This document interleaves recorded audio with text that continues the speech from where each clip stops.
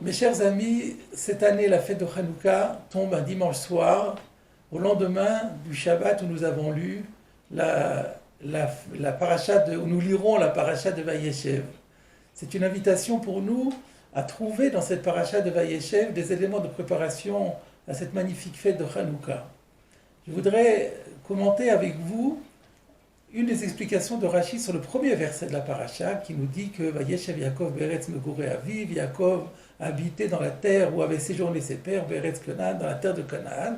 Rashi s'étonne de ce terme de Vayeshev, il a habité, et Rashi nous fait parmi ses commentaires un des commentaires du Midrash qui est le suivant. Ve'on Midrash Bo, il a encore été interprété dans le Midrash de la façon suivante.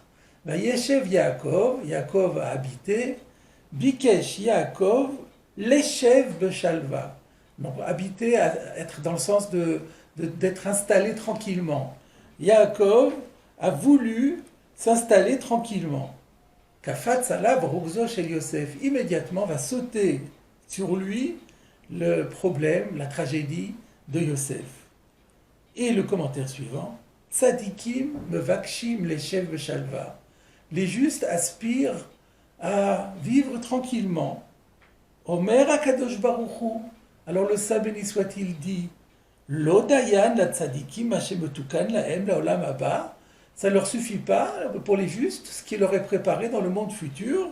Et là, Shem Vakshim, les chefs Shalva Bamakom Azeh, ils veulent encore être tranquilles dans cet endroit-ci, c'est-à-dire dans ce monde ici-bas. Voilà ce que dit le Midrash. Et qu'à y bien réfléchir, on peut se poser la question, mais au fond, pourquoi pas? En quoi c'est mal d'avoir comme on appelle, les shtei shulchanot, les deux tables? Pourquoi ne pas aspirer à avoir une belle vie et dans le monde ici-bas et dans le monde futur? Pourquoi faut-il absolument souffrir dans le Olam Hazé? Ça, c'est une première question. Il y en a une deuxième question qui est plus fine encore. Rashi n'invente jamais rien. Il se réfère toujours à un midrash. Mais quand on regarde le midrash de référence, on se rend compte que Rashi a changé un mot, Akadosh Baruch Hu. Dans le Midrash, c'est pas Akadosh Baruch Hu qui dit que les justes ont tort de vouloir aspirer à la tranquillité dans ce monde. C'est le Satan. Donc c'est exactement le contraire. Dans le Midrash, on dit, le Satan dit, les tzadikim veulent avoir la paix dans ce monde-ci, ils ne l'auront pas.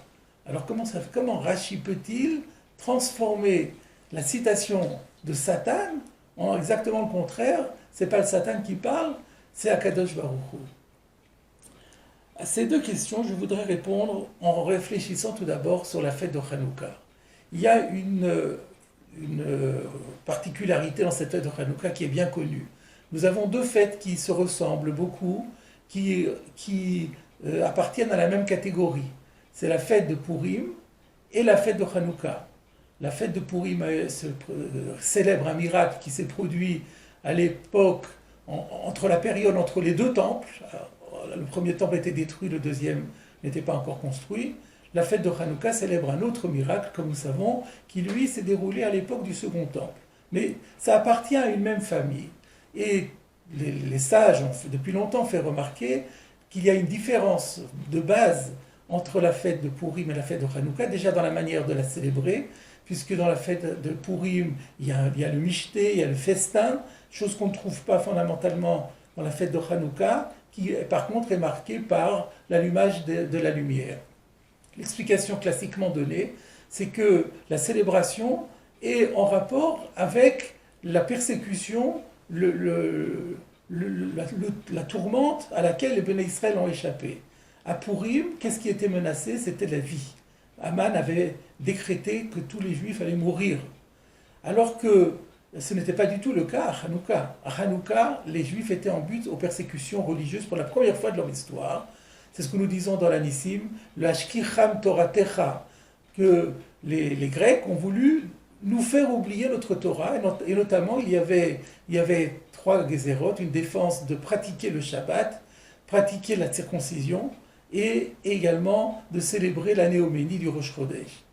Et donc c'est en fonction de ces deux différences que la célébration est modifié également. Donc, quand c'est la vie physique qui est menacée, on célèbre en donnant corps à notre corps, justement, en permettant à notre corps de s'exprimer. Lorsque la menace était d'ordre spirituel et religieux, alors la célébration se fait avec de l'huile, qui est symbole de lumière, avec la lumière qui est symbole de l'esprit. Ceci est bien connu. Je voudrais compléter cela par un enseignement de Rabbi Elchanan Wasserman qu'on trouve dans la fin de son livre Kovetz et Harot, où il donne un certain nombre d'exemples, de commentaires à des textes de Haggadah de la Gemara. Et le Rabbi Elchanan Wasserman, Zichrono Livracha, pose la question suivante. Comment se fait-il que lors de l'événement de Purim, les Béné Israël n'ont absolument pas eu l'idée de fomenter une révolte contre Haman, de prendre les armes pour essayer de neutraliser Haman et ceux qui voulaient porter atteinte à leur vie. Alors qu'au contraire, à l'époque de Hanouka, on voit que les Maccabées, ils se sont organisés, ils ont organisé la résistance, ils se sont battus et ils ont gagné la guerre. Comment se fait-il qu'il y a eu une différence de réaction complètement opposée entre l'un et l'autre? Et Rebbe Elchanan répond en disant que à Purim, les Béné Israël ont vu que c'était leur vie qui était menacée, comme nous l'avons dit, et donc cette menace venait obligatoirement d'Akadosh Baruch Hu. C'est Akadosh Baruch Hu qui, de cette façon, montrait aux Béné Israël qu'ils ont besoin de faire teshuva, qu'ils ne sont pas sur la bonne voie, et qu'il faut absolument qu'ils se ressaisissent. Et c'est ce qu'ils ont fait, par le jeûne, par la prière et par le repentir. Et donc il n'était pas question de prendre les armes parce que ça n'aurait servi à rien. Il y a ici un message divin qui leur dit ressaisissez-vous et prendre les armes, ça serait contre-productif. Qu'est-ce qui s'est passé à Hanouka? Au contraire, comme nous l'avons dit, il n'y a pas eu de menaces sur les vies. Il y a eu des menaces sur la religion, sur la pratique religieuse.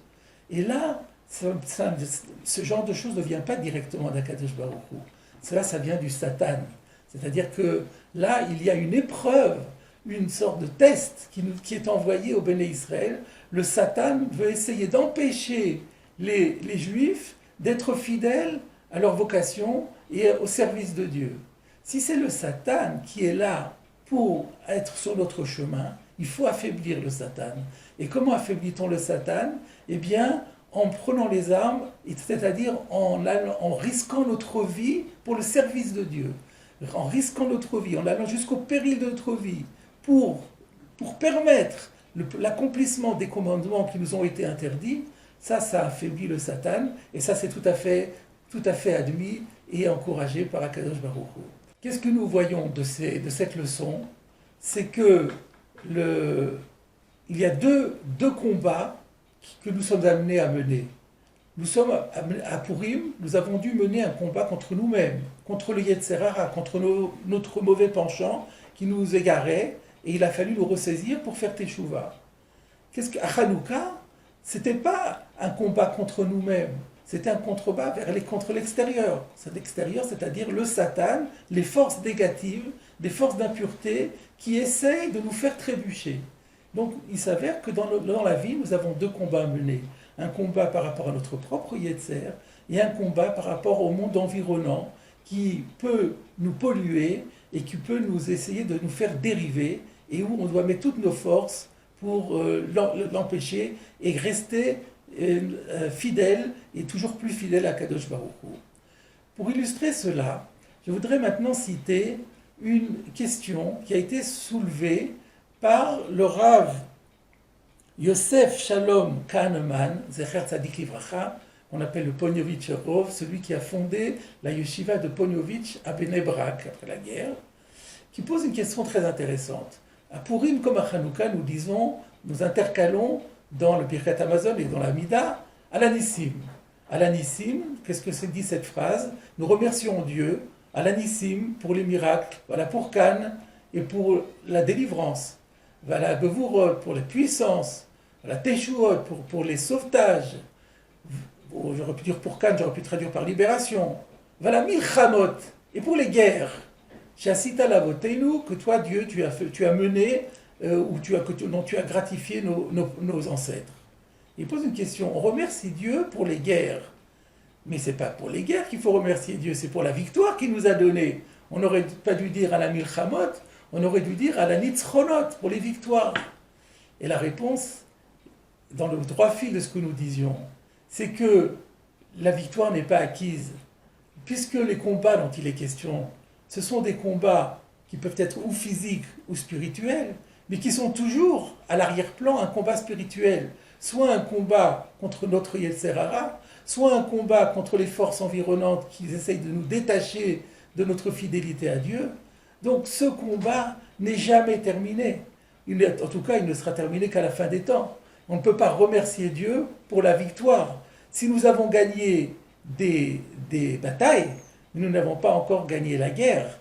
C'est pourquoi on ne remercie pas pour la victoire, car celle-là est devant nous, mais nous remercions Dieu de nous avoir donné la force de nous battre. Parce que ça aussi, si Dieu n'était pas à nos côtés, on n'y arriverait pas. Donc que ce soit ce double combat, que ce soit ce combat contre nous-mêmes, ou ce combat contre les autres, contre les mouvements, comme à Hanouka, où il y avait, en plus du combat contre les Grecs, il y avait aussi un combat interne, puisqu'il y avait les Mithyavnim, il y avait les hellénisants, les hellénistes, ceux qui voulaient qu'on abandonne le judaïsme pour s'assimiler au milieu ambiant.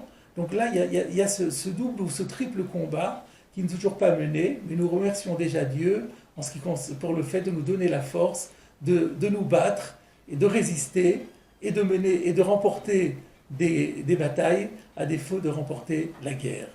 Et maintenant, mes chers amis, nous avons la réponse à la question sur notre Rashi.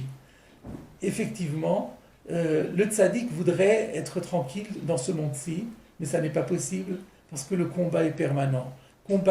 Alors le tzaddik a peut-être à un moment donné plus besoin de combattre contre ses yetzer, encore que plus quelqu'un est grand, nous dit la tradition, et plus le yetzer de ces personnes est grand également. Donc c'est un combat permanent. En plus du combat contre le yetzer, le tzaddikim, en plus du combat qu'ils ont à mener contre eux-mêmes, ils doivent aussi aider les autres à mener ce combat contre leur propre yetzer. Et de manière plus générale, à lutter contre les forces qui sont là autour de nous pour nous détacher de notre judaïté. Donc Akadosh Baruch Hu dit, vous ne pouvez pas, ça n'est pas possible, votre vocation c'est de vous battre ici-bas. Ensuite vous aurez l'Olam Haba. Mais ce serait un terrible contresens que de rester tranquille et passif, les bras croisés, lorsque nous avons un tel ennemi face à nous. Et donc, c'est la réponse à la première question. Maintenant, pourquoi le Midrash dit Satan et Rashi dit Akadosh Baruch Hu? Parce que, en fait, ça revient au même. C'est Akadosh Baruch Hu qui nous demande de nous battre, mais c'est le même Akadosh Baruch Hu qui envoie le Satan. C'est ce Satan-là qui a pour vocation de tenter de nous détacher et pour nous obliger, nous inciter en fait à se battre contre lui. Le Satan, nous dit la tradition, en vérité sa vocation c'est d'être vaincu. Mais c'est lui quand même qui est la cible de notre combat. Donc les deux versions sont justes. C'est vrai que le Midrash veut nous dire, c'est le Satan qui dit ça et c'est le Satan qu'il faut attaquer. Mais Rachir a voulu positiver les choses en disant, mais attention, quand c'est le Satan qui dit, ça ne veut pas dire que c'est malsain, que c'est pas juste. Akadosh Baruch Hu est derrière. Et les deux explications se complètent. Alors pour terminer, j'aurais voulu trouver encore dans Vayeshev une dernière explication complémentaire. Quelle est notre arme, quelle est l'arme la plus forte que nous pouvons utiliser dans ce combat permanent dont il a été question? Eh bien, dans cette paracha, nous le voyons. Nous voyons qu'à propos de Yosef, on dit que Potiphar a vu que Dieu était avec lui. Le Midrash dit, comment il a vu ça? Il s'est rendu compte que Yosef marmonnait avant de rentrer dans la pièce, marmonnait avant d'en sortir. Et ensuite, quand il disait à Yosef, donne-moi de l'eau chaude, il sortait la théière et l'eau était chaude. Il dit, donne-moi de l'eau bouillante, la même théière tout d'un coup fournit de l'eau bouillante. Alors Potiphar s'est dit, il y a quelque chose qui ne va pas, et donc il a compris que Dieu était derrière. Qu'est-ce qui marmonnait? Voilà la question qui se pose. Le Midrash ne le précise pas. Les commentaires disent, eh bien, il disait il réétudiait la Torah qu'il avait étudiée avec son père. Et ça, nous le voyons un peu plus tard, lorsque la femme de Poutifar va vouloir solliciter Yosef Hatzadik, et on dit que Yosef Hatzadik a résisté à ces sollicitations parce que lui est apparu le visage de son père, Yaakov. Eh bien, nos maîtres expliquent qu'est-ce qui lui a permis de retrouver tout d'un coup le visage de son père qui lui est apparu. Parce qu'il est passé sa vie à étudier, alors qu'il était tout seul en Égypte, à réviser tous les enseignements de Torah qu'il avait étudiés en compagnie de son père. Et là, nous voyons que l'étude de la Torah est l'arme favorite, je dirais notre arme secrète dans ce combat que nous menons en permanence. Voilà, mes chers amis, la leçon que nous adresse cette paracha de Vayeshev en introduction à la fête de Hanouka. Nous avons tous un combat permanent à mener contre notre Yetzer Hara, contre les forces environnantes, contre les forces assimilationnistes qui sont toxiques et qui essayent de nous affaiblir dans notre fidélité à Kadosh Baruch Hu. Nous devons rester fermes et nous battre sans arrêt, même parfois lorsque c'est au péril de notre vie. Mais sachons que nous avons une arme favorite qui est une arme secrète, c'est l'étude de la Torah. Shabbat Shalom et Chag Sameach.